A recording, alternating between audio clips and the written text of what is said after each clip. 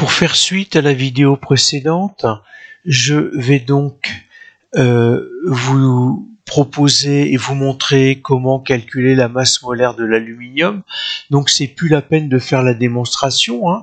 Vous prenez la classification périodique comme étant un outil. L'aluminium se trouve ici, le nombre de masse 27, donc la masse molaire de l'aluminium c'est 27 grammes par mol. Vous pouvez trouver ça aussi comme ça, c'est pas sans vous laisser quelques soucis. En fait, la notation exposant -1 veut dire 1 sur mol. Donc si je multiplie des grammes par 1 sur mol, ça me fait des grammes fois 1, donc des grammes par mol. C'est pour ça, l'écriture est la même. L'azote, son écriture du noyau, 7,14, donc 14 grammes par mol. Le calcium se trouve ici, donc valeur du haut, 40 grammes par mol. Le sodium, il se trouve là, 23 grammes par mol. Avant d'attaquer les molécules, je voudrais vous interpeller sur le chlore. Je suis en train de voir ça. La masse molaire du chlore, donc c'est pas forcément tout le temps des valeurs entières, hein, ça peut être 35,5 grammes par mol. Et puis ensuite, si vous voulez calculer des masses molaires de molécules, eh bien en fait, il va falloir être capable de traduire cette écriture. Donc en fait l'édifice est composé de 2 hydrogènes, hein, l'eau, c'est 2 hydrogènes et 1 oxygène.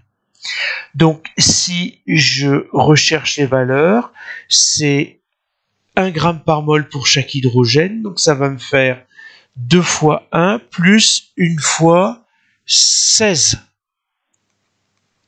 Et donc ça me fait 16 plus 2, ça me fait 18 grammes par mol. Le dioxyde de carbone, c'est donc une molécule qui contient un carbone et 2 oxygènes. Donc j'ai masse molaire du carbone 12 plus 2 fois 16. Masse molaire de l'oxygène, 16 grammes par mol. 16 et 16, 32, et 2, 34, et 10, 44. 44 grammes par mol.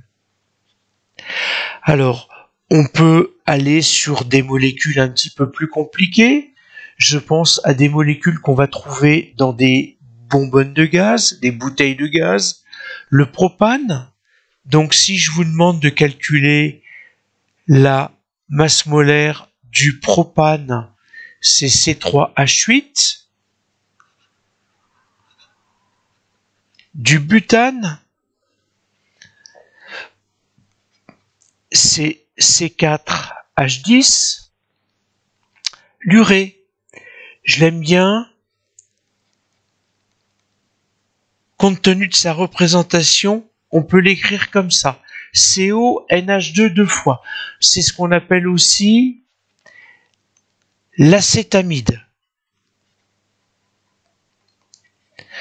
Compte tenu du temps qui s'est déjà déroulé, ce que je vous propose, c'est que vous fassiez vos calculs et puis on se retrouve sur la vidéo prochaine.